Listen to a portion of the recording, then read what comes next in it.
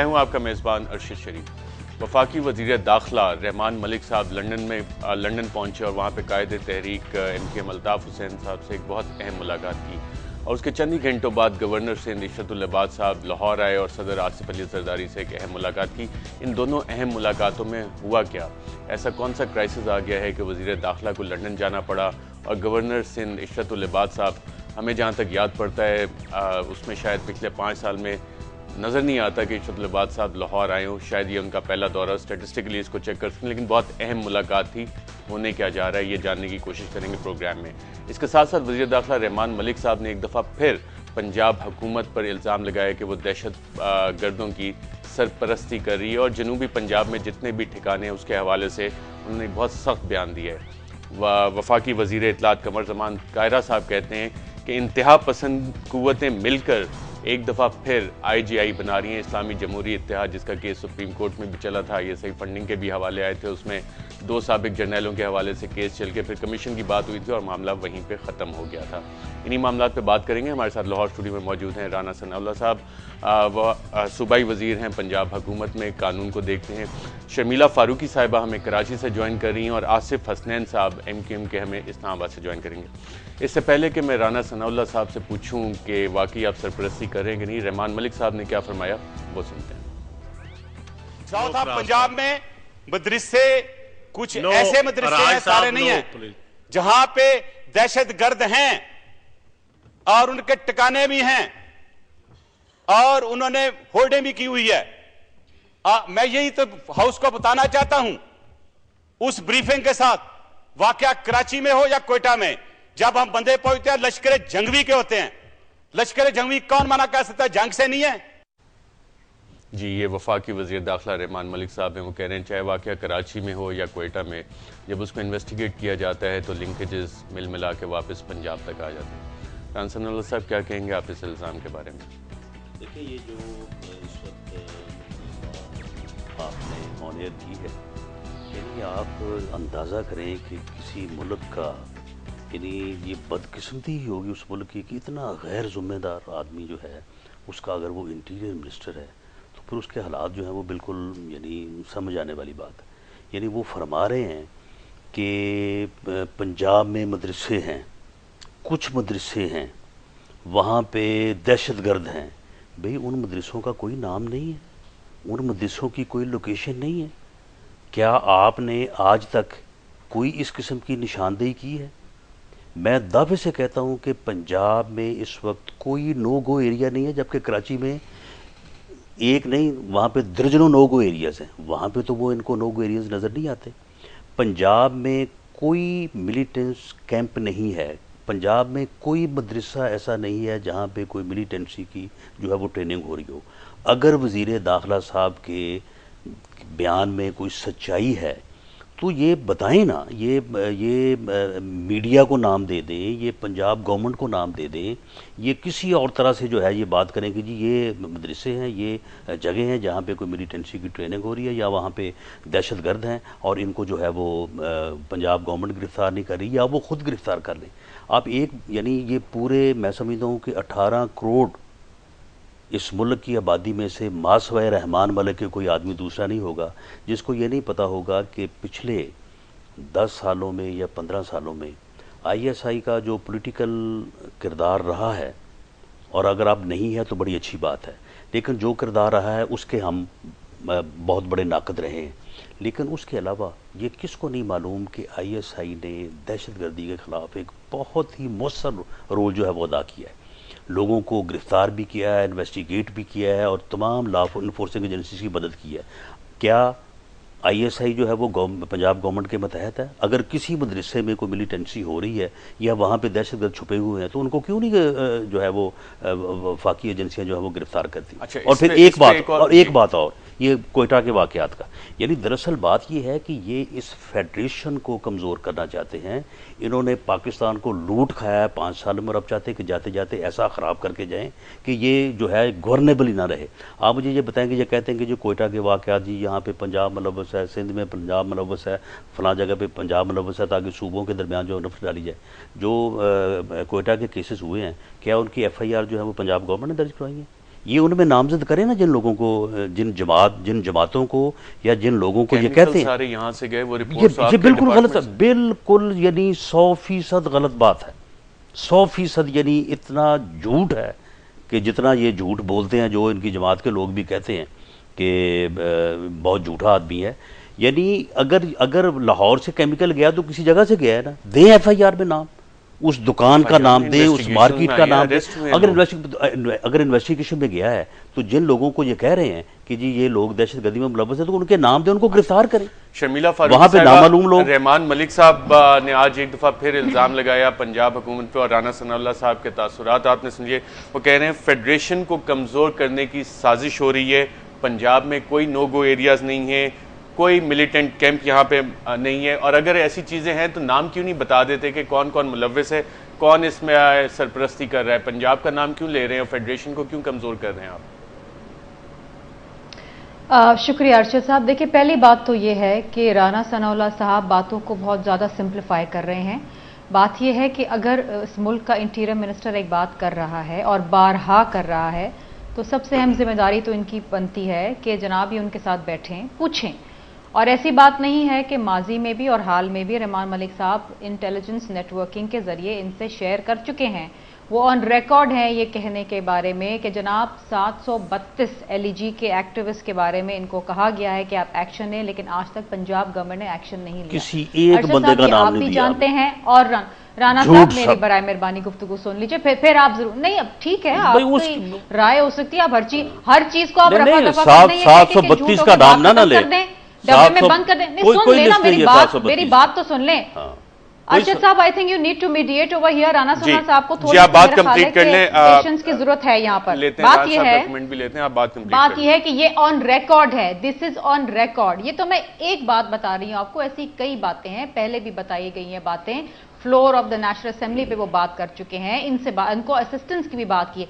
Law and order एक provincial subject है। Federal government, चाहे वो पंजाब हो, सिंध हो, बलूचिस्तान हो, खैबर पख्तूनख्वा हो, उसमें आपको असिस्ट कर सकती है, लेकिन लॉ एंड ऑर्डर सिचुएशन के ऊपर डील करना वो एक प्रोविंशियल डोमेन है।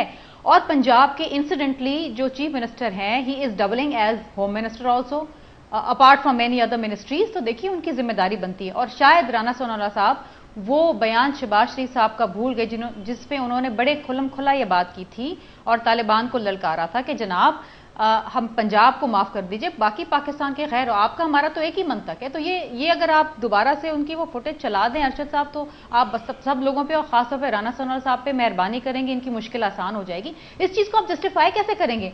दूसरी अहम चीज ये है कि ASWJ ने ये कंफर्म किया ऑफिशियली कि 2008 के इलेक्शंस के अंदर भक्कड़ से शहबाज शरीफ को अनअपोज इलेक्ट करने में उनका किरदार है, और आज तक इसकी कोई रिबटल नहीं आई है। भाई ये चीजें आप कैसे डिनाई करेंगे? शहबाज शरीफ साहब वाले हवाले से ये बाकी लोग भी कह रहे हैं। आसिफ हसनैन साहब, वेरी क्विकली, रहमान मलिक साहब ने यह भी फरमाया कि चाहे वाकया कराची में हो या कोयटा में, उसके ताने बाने जब इन्वेस्टिगेट करते हैं तो जाके पंजाब से मिलते हैं। आपकी पार्टी का भी यही मौकिफ है? आप लोगों के सामने जो चीजें कराची के हवाले से आती हैं, इसी तरह के शवाहिद सामने आते हैं या मुख्तलिफ सूरत हाल है? देखें, पहली बात तो यह है कि जो मुल्क में दहशतगर्दी हो रही है वो किसी एक सूबे में नहीं हो रही। इस दहशतगर्दी का जो दायरा है वो तकरीबन 4 सूबों में है, और कहीं पर बहुत ज़्यादा है और कहीं पर कुछ कम है।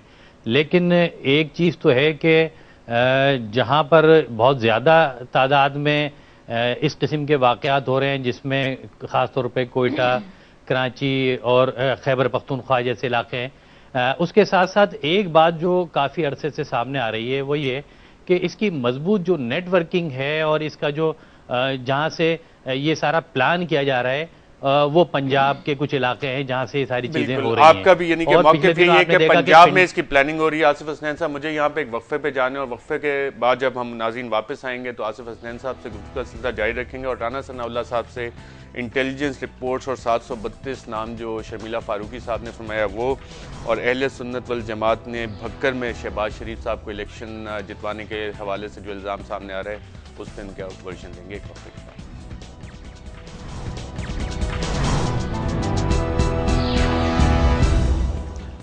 वेलकम बैक नाज़रीन। बेखुदी बेसबब नहीं गालिब, कुछ तो है जिसकी पर्दादारी है। किस चीज़ की पर्दादारी है, उसी का पर्दा चाक करने की कोशिश करें। आसिफ हसनैन साहब, आप बात कर रहे थे कि आपको भी कुछ ऐसे शवाहिद मिले हैं, आपकी पार्टी भी ये समझती है कि कराची में जो वाक़यात होते हैं उसके कुछ लिंकेजेस जाते हैं और किसी एक सूबे में नहीं, सब जगह है, लेकिन ज़्यादा फोकस फिर यहीं पे आके निकलता है।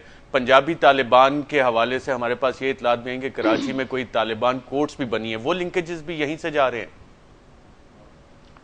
देखें, अगर आप तमाम तर फुटेजेस देखें, बयानात देखें, वो लोग जो पकड़े गए हैं उनके स्टेटमेंट देखें जो सामने आ रहे हैं आज तक, तो इन सारी चीज़ों को, और जिस तरह भी आपने जिक्र किया जो इस्तेलाह इस्तेमाल हुई पंजाबी तालिबान की, और अब तो उनके मैसेजेस भी आ रहे हैं मोबाइल पर और दीगर चीज़ों पे, तो ये कोई ढकी छुपी बातें रह नहीं गई। और जाहिर सी बात है कि हमारी जो प्रायोरिटीज़ हैं, दरअसल हमारी प्रायोरिटीज जो है वो कभी भी दहशतगर्दी और दहशतगर्दी को खत्म करने के लिए, उसके तदारुक के लिए हमारी प्रायोरिटीज नहीं रही। हमारी प्रायोरिटीज पे बात करते हैं, let's talk about the facts. Election जी, मैं ये इसी से रिलेटेड है, इसीलिए मैं इसको कंटिन्यू कर रहा हूं कि अब हमें, अगर सबसे पहले हमें अपनी प्रायोरिटीज ये सेट करनी चाहिए कि जो मुल्क में दहशतगर्दी हो रही है उसके रूट्स कहां से हैं और वो किस अंदाज में हो रही है।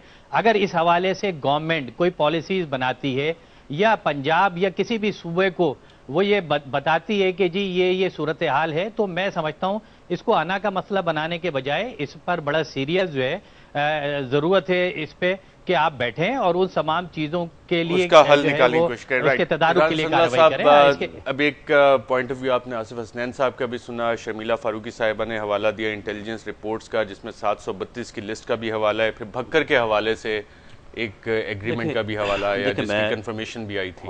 मैं इस विषय में अच्छा सा अर्ज करूँगा कि जो उन्होंने बकर की बात की वो तो 5 साल पहले की बात है कि जब वहाँ से मियाँ शहबाज शरीफ साहब ने इलेक्शन लड़ा तो उनके हल्के से जिन लोगों ने कागजात दाखिल किए थे वो 3-4 लोग थे, इंडिपेंडेंट थे, उन्होंने कागजात वापस लिए। उनमें से किसी का ये कह रहे हैं कि किसी का तलक जो है वो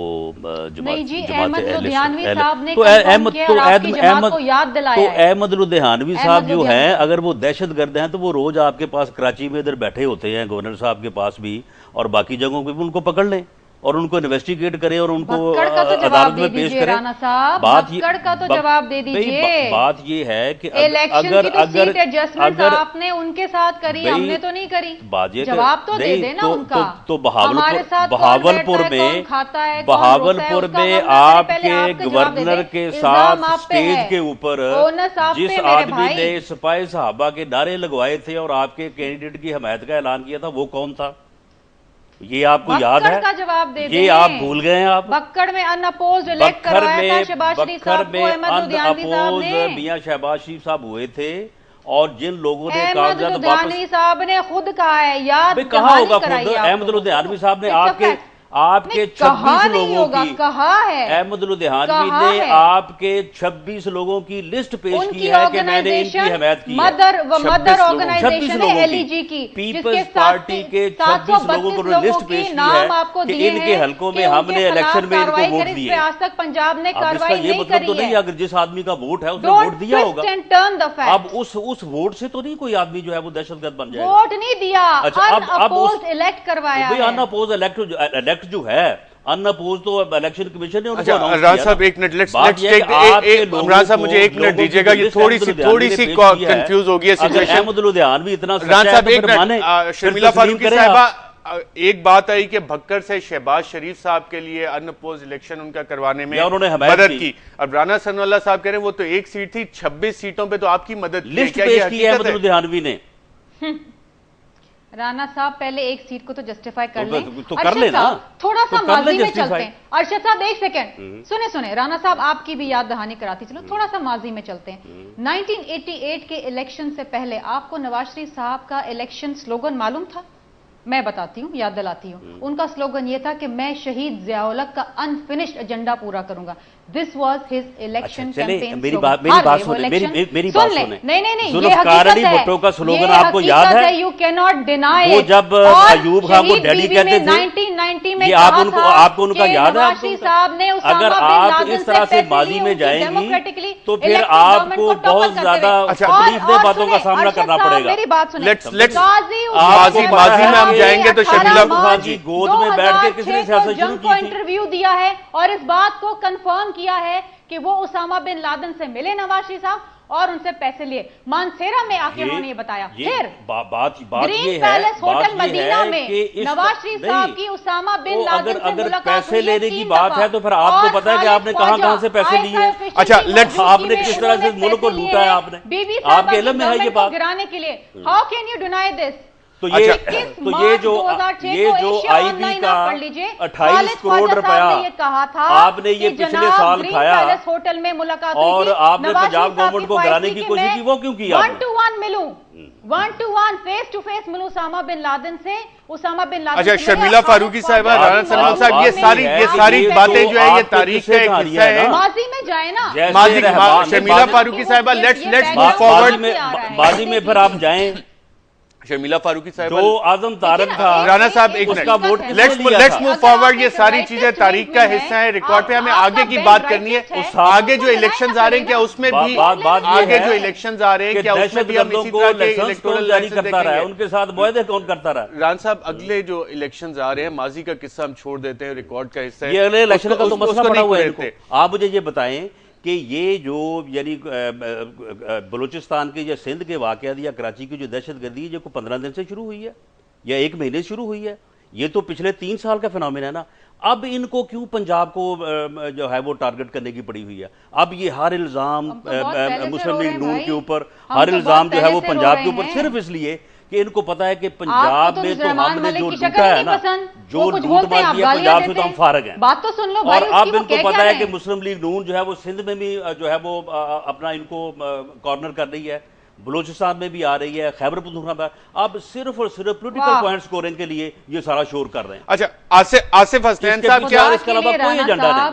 खुदा के लिए आपका मैं आपको बताऊं, पंजाब आपका उतना ही पंजाब है जितना हमारा है। तो फिर आप पंजाब को दहशतगर्द आप कह रहे हैं? पाकिस्तान का हिस्सा है, यानी पंजाब जो है भाई मैं हम उसके बता रहे ऊपर हैं आप कि ये बलूचिस्तान और सिंध में दहशतगर्दी का इल्जाम लगा रहे हैं। है तो उसको यदि आप इस मुल्क को लूटने के बाद इतना खराब करके जाना चाहते हैं। शर्मिला फारूकी साहिबा, मैं यहाँ पे वक्फा ले रहा हूँ और ब्रेक के बाद जब हम वापस आएंगे तो कोशिश करेंगे कि हम पॉइंट जो हमारा टॉपिक था उस पर थोड़ा सा हम फोकस करके और आगे की बात करें। माजी की दास्तानें हम सब ने सुनी हुई हैं, आगे इसमें क्या सूरत हाल बन रही है उस पर बात करेंगे एक वक्फे के बाद।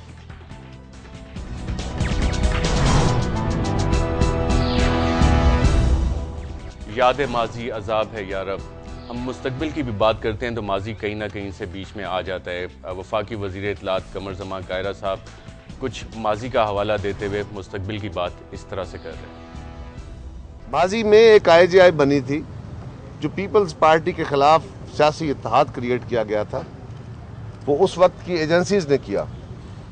अब वो एजेंसीज नहीं है, लेकिन पुरानी दोस्तियां बहरहाल काम आ रही हैं। बीबी शहीद के खिलाफ जो अदम एतमाद की मूवमेंट शुरू की थी, उसमें उसामा बिन लादेन से मुलाकातें और उसकी ना सिर्फ मुलाकातें, उसकी आशीर्वाद और उसके नोट भी याद है लोगों को, और वो भी तारीख में सामने आ रहे हैं। और उसके बाद वो IGI उस वक्त की एजेंसियों ने बनाई थी, आज के ISI तालिबान और इंतहा पसंद बनवा रहे हैं। और मियां मोहम्मद नवाज शरीफ साहब की जमात और बाकी सारे जो इंतहा पसंद और दहशतगर्द हैं, उनके जो परवरदा हैं, वो इकट्ठे हो रहे हैं। जी आसिफ हसनैन साहब, आपने वफाकी वजीर इत्तलात को सुना। आप भी तो मौलाना फजल रहमान की APC में गए थे बाकी जमातों की तरह, तो जिस IGI का हवाला वजीर इत्तलात दे रहे हैं आप भी उसका हिस्सा हैं? देखें, सबसे अहम बात यह है कि पहले तो हमें सब चीज़ों को रियलाइज़ करना पड़ेगा।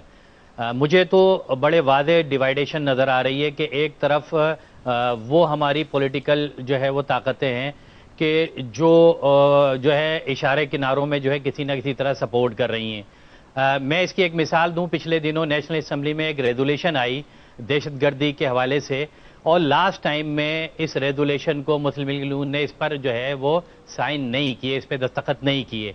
आप जब माजी की बात करते हैं तो जाहिर सी बात है कि माजी की बातें इसलिए सामने आती हैं कि जब मुल्क इंतहाई सूरत हाल की तरफ चला गया इस दहशतगर्दी में, और अब जब कराची में गुज़िश्ता 3 सालों से जब हम ये कह रहे थे दहशतगर्दी हो रही है, तो इन सारी चीजों को कंट्रोल करना सिर्फ हुकूमत की जिम्मेदारी नहीं थी, इसमें अपोजिशन समेत तमाम जमातों को सपोर्ट करना था।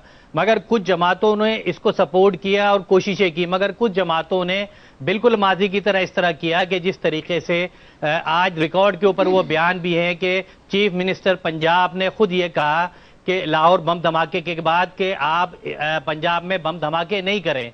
ये सारी चीजें वो थी जिससे तक़वियत मिली उन लोगों को कि जो आज ये कह रहे हैं कि जी अगर जो है वो कोई सेटलमेंट होता है तो सेटलमेंट में हमारे लिए मुस्लिम लीग नून और जमात इस्लामी रिलायबल है, जो इस बात का मैसेज दे रहे हैं कि जी मुस्लिम लीग नून जो है किसी ना किसी तरह हमारी सपोर्ट में। बिल्कुल। तो ये जो सारी सूरत हाल है, आसिफ साहब आपका बिल्कुल रियलाइज करने की जरूरत है, रियलाइज करने की जरूरत है। पॉइंट आपका रजिस्टर हो गया।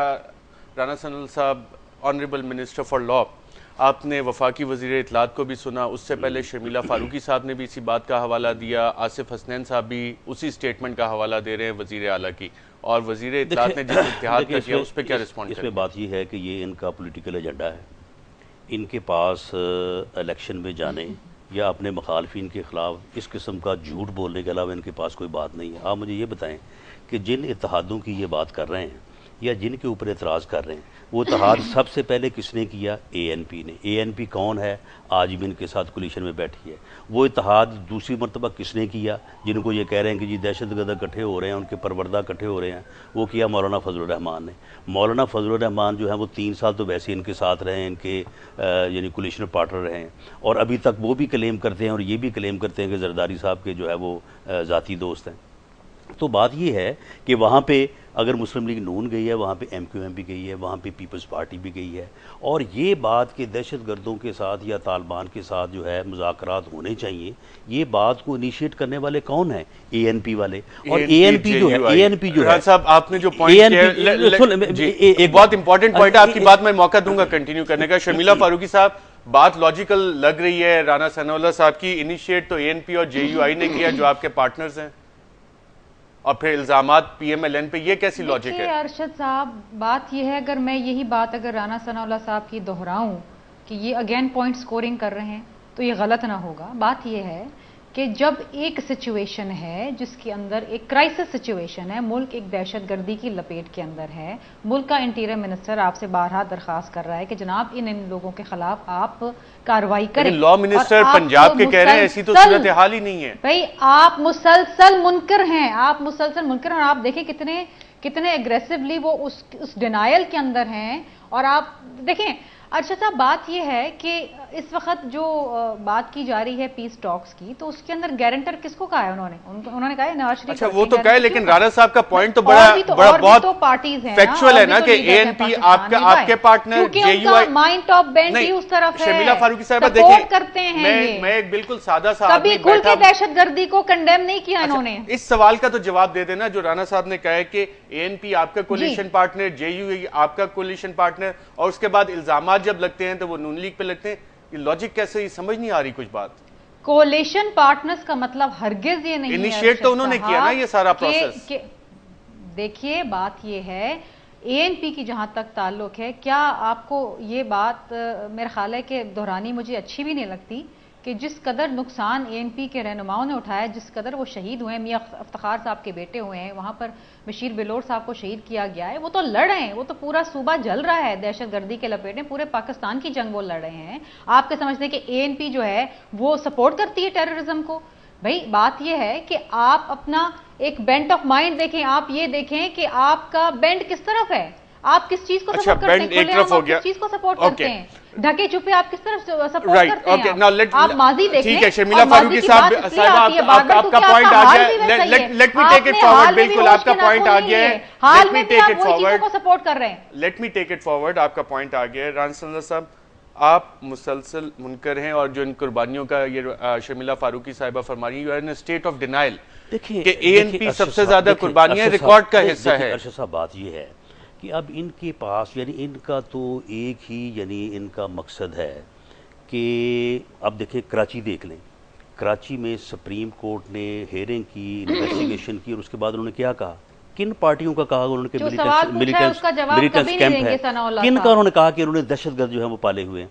अब इसमें बात यह है कि पंजाब में अभी एक साल यानी अब इस साल में भी 3 वाक़यात हुए हैं, लेकिन एक साल पहले की सूरत हाल ये थी कि हर 15 दिन बाद पंजाब में जो है वो एक खुदकुश या अदरवाइज जो है वो धमाका होता था। हमने उस नेटवर्क को जो फैसिलिटेट करता था यहाँ पे इन दहशतगर्दों को जो आते थे वहाँ नॉर्थ और साउथ वजीरिस्तान से, उसको हमने जो है वो डिग आउट किया, उन लोगों को जो है वो हमने अरेस्ट किया, उस नेटवर्क को जो है वो हमने तोड़ा। अरेस्ट किया आपने? इसमें कोई तादाद यानी इसमें वो दर्जनों में हैं वो लोग, और उन लोगों को हमने यानी प्रीलिमिनरी इन्वेस्टिगेट करने के बाद उसके बाद जो फेडरल एजेंसीज हैं उनके हवाले किया। अब यानी इनका झूठ बोलने का, ये 732 की लिस्ट एक बात करें, कोई 732 की लिस्ट उन्होंने हमें नहीं दी, कोई किसी जगह की निशानदेही इन्होंने नहीं की। मास वाई इस बात के कि ये सूबों में नफरत पैदा करके, पंजाब के खिलाफ नफरत पैदा करके जो है ये रोकना चाहते हैं मुस्लिम लीग नून को दूसरे सूबों में जो है वो पॉलिटिकल बेनिफिट से। हालांकि इनको ये नहीं पता, इनको ये नहीं पता, तो फिर इधर तुम उधर हम का नारा किसने लगाया था? इस मुल्क को तोड़ा किसने था? क्या अगर आपने माजी में जाना है तो फिर आप आ जाए ना फिर इस बात के ऊपर। सिंधु देश का नारा कौन लगा रहा था? क्यों पैदा करेंगे भाई हम? सिंध कार्ड का नारा कौन इस्तेमाल करता था? यानी आपको ये नहीं पता कि आप ये जो जबान इस्तेमाल कर रहे हैं इसका आपके ऊपर क्या इम्पैक्ट होगा? रान साहब, शर्मिला फारूकी साहिबा, आई थिंक आपने दोनों ने जो बात की थी कि पॉलिटिकल एजेंडा और पॉइंट्स स्कोरिंग, नाज़रीन मुझे यहाँ पे एक वक्फा लेने हैं, वक्फे के बाद हम दोबारा हाजिर होते हैं और बात करेंगे सदर आसिफ अली जरदारी की गवर्नर सिंध के साथ मुलाकात और रहमान मलिक साहब लंदन गए थे, उसमें क्या हुआ, एक वक्फे के बाद।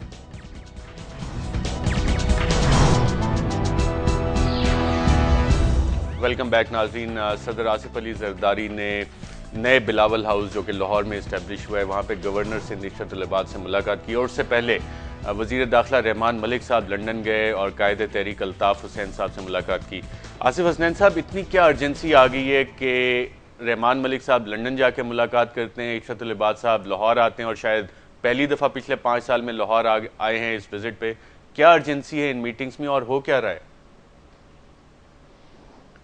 देखें, पहली बात तो ये है कि जो दोनों मीटिंग्स हुई हैं इसमें गवर्नर साहब को सदर जरदारी साहब ने लाहौर जो है बुलाया क्योंकि वो वफाक के नुमाइंदे हैं। जाहिर सी बात है कि उस पर जो उनकी डिस्कशंस हैं वो अभी सामने आएंगी। जहाँ तक रहमान मलिक साहब का ताल्लुक़ है, जाहिर सी बात है इलेक्शन होने जा रहे हैं, तो पाकिस्तान पीपल्स पार्टी जो है सिंध की और MQM जो है वो दूसरी बड़ी जमात है सिंध की, और ओवरऑल पूरे मुल्क में तीसरी बड़ी सियासी जमात है MQM। तो रहमान मलिक साहब भी शायद अगली आइंदा आने वाली इलेक्शन स्ट्रेटजी के हवाले से वो चाह रहे हैं कि इस पे जो है डिस्कशन हो, और इसी वजह से अल्ताफ़ भाई से उन्होंने मुलाकात की। अब देखें आगे क्या सूरत हाल बनती है, ये तो क़बल वक्त है। अब 15 दिन के बाद जाहिर सी बात है इलेक्शन का जो है वो डेट अनाउंस होगी और इलेक्शन की तैयारी होगी, तो शायद वो ये चाह रहे हैं कि इलेक्शन की डेट से पहले ही जो है वो इस पर डिस्कशन करें। उस हवाले से रहमान मलिक जो है वो लंदन गए, लेकिन MQM जो है उसने कहीं पे भी जाकर अभी जो है मुज़ाकरात नहीं किए हैं, बातचीत नहीं की है। अभी ये सारी चीज़ें क़बल वक्त हैं कि आगे क्या होता है, लेकिन ये सब उसी का हिस्सा है जो आगे आने वाले इलेक्शन है। मैं समझता हूँ कि ये एक अच्छी बात है अगर पाकिस्तान पीपल्स पार्टी इस सारी चीज़ों को समझती है कि उसने जो लोकल गवर्नमेंट का बिल था या दीगर चीज़ें उसमें गलती की है और वो उसका अदाला करना चाहती है, आगे बेहतरी की तरफ जाना चाहती है और अपनी बात रखना चाहती है, तो वो उसने अपनी बात रखी है। लेकिन MQM इस पे क्या करती है वो फिर अल्ताफ़ भाई और राब्ता कमेटी मुशावरत करेंगे सारी चीज़ों पे, लेकिन आगे क्या होता है ये इन सारी मुलाकातों के बाद जब चीज़ें सामने आएंगी फिर इस बात का पता चलेगा। शर्मिला फारूकी साहिबा, आपके इल्म में है गवर्नर सिंध इशरत उल इबाद साहब और सदर जरदारी के दरमियान इतनी है मुलाकात और रहमान मलिक साहब को लंदन जाना पड़ा और उससे पहले ब्रिटिश जो काउंसिल रिप्रेजेंटेटिव है कराची में वो भी मुलाकात करते हैं इशरत उल इबाद साहब से, कहानी क्या बन रही है? देखिए, एक चीज़ तो मैं बड़े वाज़ेह तौर पे बताऊं आपको अरशद साहब कि जो गवर्नर इशरत उल इबाद साहब हैं उनका बड़ा एक अहम किरदार रहा है पाकिस्तान पीपल्स पार्टी और मुत्तहदा कौमी मूवमेंट के दरमियान जो बाहमी और एक खुशगवार ताल्लुकात हैं उसको बहाल रखने में। And he has been a very fine governor for the last 10 years and we all give him the highest respect. इस वक्त जो सूरत हाल है वो ये है कि कुछ तनाज़ात थे मुत्तहदा कौमी मूवमेंट ऑफ पीपल्स पार्टी के अंदर, जो अल्हम्दुलिल्लाह आहिस्ता आहिस्ता ईज आउट होते जा रहे हैं। देखिए, गो कि हम कोalition पार्टनर्स रहे हैं और उम्मीद करते हैं कि आइंदा भी हम कोalition पार्टनर्स रहें, लेकिन चंद इश्यूज़ के ऊपर हमारी पार्टी का अपना एक मौक़िफ़ है, मुत्तहदा का अपना एक मौक़िफ़ है, और कभी कभी ऐसे हालात पैदा हो जाते हैं जहाँ पर ज़्यादा तनाज़ात बढ़ जाते हैं। उसके अंदर फिर ज़ाहिरी बात है कि अल्ताफ़ हुसैन साहब का अपना एक बहुत पॉजिटिव किरदार है, और वो हमेशा एक बात करते हैं जो सदर आसिफ अली जरदारी साहब भी करते हैं कि हमने मुल्क की वसीतर मफाद में साथ मिलकर चलना है। और मैं साथ मिलकर चलने में शर्मिला फारूकी साहब, मैं आपके पॉलिटिकल एक्यूमन का फायदा उठाते हुए, और you are very well informed कि ब्रिटिश हाई कमीशन के ऑफिशियल गवर्नर साहब को मिलते हैं, उसके बाद रहमान मलिक साहब लंदन जाते हैं, गवर्नर साहब आके सदर जरदारी साहब से मिलते हैं, तो ये सिर्फ डिफरेंसेस रिजॉल्व कर रहे हैं अरशद साहब। नहीं, बात यह है कि काउंसिल जनरल्स अक्सर कॉल ऑन करते हैं गवर्नर्स को, सीएम्स को, अब वो क्या एजेंडा होता है, क्या बातचीत होती है, वो I am not privy to that. शायद राना सनाउल्लाह साहब से मैं ये सवाल करूं क्योंकि डेप्यूटी हाई कमिश्नर क्यों मिले उनसे, लेकिन बात यह है कि बाय एंड लार्ज देखिए अमेरिका हो या बरतानिया हो या इवन दीगर ममालिक हैं, वो बड़ा एक कीन इंटरेस्ट लेते हैं पाकिस्तान की जो पॉलिटिकल डायनामिक्स हैं उसके अंदर, और ख़ास तौर पे अब जो इसीलिए एपीसी के फौरन बाद फजलुर रहमान साहब, मौलाना फजलुर रहमान साहब रिचर्ड ऑल्सन जैसे एम्बेसडर के साथ हंसते हंसते तस्वीरें भी खिंचवाते हैं। राना सनाउल्लाह साहब, आप कुछ रोशनी डाल सकते हैं इन मुलाकातों पे, क्योंकि अब तो ये आपके पास मेरा तो इस बारे में, मैं मौलाना फजलुर रहमान साहब की बात कर रहा हूँ, एपीसी के फौरन बाद जाके रिचर्ड ऑल्सन के साथ अच्छी अच्छी तस्वीरें आज के अखबारात में छपी हुई हैं उनकी। जी राना साहब। मेरा तो ये जो प्रेजेंट मूव है इसके मुतल्लिक मेरी राय तो ये है कि सिंध में जो PMLN और फंक्शनल लीग का जो अलायंस बना है, और जिस तरह से बाकी लोग भी उसमें शामिल होने जा रहे हैं, 20 पार्टीज आपके साथ आ रही हैं। बिल्कुल, यानी आप ये देखेंगे कि सिंध में जो है ये इनको किस तरह का जो है वो यानी कंपटीशन जो है वो मिलेगा। तो अब ये चीज़ें इन तक पहुँच गई हैं। इस इत्तेहाद से MQM को भी कोई खतरा है? MQM को अगर ख़तरा नहीं भी है तो कम अज़ कम अब इनका प्रोग्राम ये है कि अब ये मिल मिला के जो केयर टेकर सेटअप है ना, वो ये मिली भगत करके जो है उसको ले आएँ, ताकि इलेक्शन में जो है वो जितना भी फ़ायदा उठा सकें या उसको रिग कर सकें। और ये जो केयर टेकर सेटअप बनाने जा रहे हैं, ये सारी मुलाकातें, उधर लंदन जाना और इधर फिर लाहौर आना, मेरा ख्याल है कि जो चीफ मिनिस्टर सिंध और जो यानी लीडर ऑफ द अपोजिशन बनाने जा रहे हैं MQM को, ये सारा चक्कर वही है। ये शर्मिला फारूकी साहिबा इतना आसान, मैं सिर्फ एक बात मैं इसमें एक बात कहूंगा कि देखें कि मुझे कुछ कहने की जरूरत नहीं होती, चीजें सिंप्लीफाई होती हैं और क्या होता है। 18वीं तरमीम के तहत जो भी ऑपोजिशन आसिफ साहब मैं आता हूं आपकी तरफ आता हूं, जो भी कैसे होगा ये तो आप एक मुशावरत होगी, सारी दुनिया इसमें क्या गलत बात है? चाहे वो मैं सिर्फ इसका जवाब देना चाहूंगा, मैं इस बात का जवाब देना चाहूंगा 11 महीने कि देखें हर चीज मुकमुका लगती है, मिली भगत लगती है, अब क्या करें? NRO से जो है अब तक और हो क्या रहा है? MQM ने इख्तिदार में आने के लिए शॉर्टकट तरीका इख्तियार नहीं किया, लेकिन ये रिकॉर्ड पर चीजें हैं कि जिस तरह मुस्लिम लीग नून ने आने के बाद पंजाब में कलदम तंजीमों से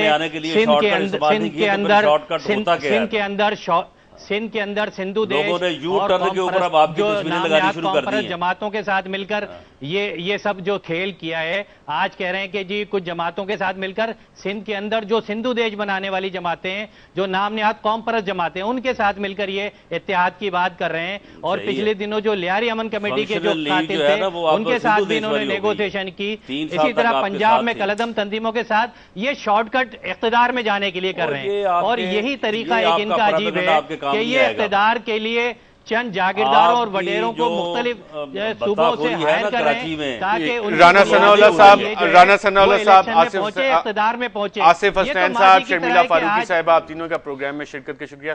नाज़रीन, हमने काफ़ी कॉम्प्लेक्स इश्यूज़ पे बात करने की कोशिश की, बहुत सारे उसमें कॉम्प्लेक्सिटीज़ इतनी ज़्यादा हैं, डिफरेंट पॉइंट ऑफ व्यूज़ हैं, डिफरेंट वेंटेज पॉइंट्स हैं, और जब तक हमारे सियासी लीडर, हमारी सियासी जमातें एक पॉइंट ऑफ व्यू से इस मसले का हल नहीं निकालेंगी, कम अज़ कम अस्करियत पसंदी और दहशतगर्दी का मसला तो हल नहीं होगा। इलेक्शंस आ रहे हैं, मुलाकातें चलेंगी, सदर आसिफ अली जरदारी साहब के गवर्नर साहब से मुलाकात हो रही है, राना साहब का उस पर एक और पॉइंट ऑफ व्यू है, शर्मिला फारूकी साहिबा बताती हैं कि इस तरह की चीज़ें चल रही हैं, डिफरेंसेस को ओवरकम करने की कोशिश कर रहे हैं, और MQM कह रही है कि हम कोई डील वगैरह नहीं कर रहे। बाकी इसमें होता क्या है वो हम सब के सामने है, किस तरह से हालात चल रहे हैं। आप हम सबसे ज़्यादा अक्लमंद है, क्योंकि असल हुक्मरानों को इलेक्ट आपने करना है, वोट आपने डालना है। इजाज़त दीजिएगा नाज़रीन, अल्लाह हाफ़िज़।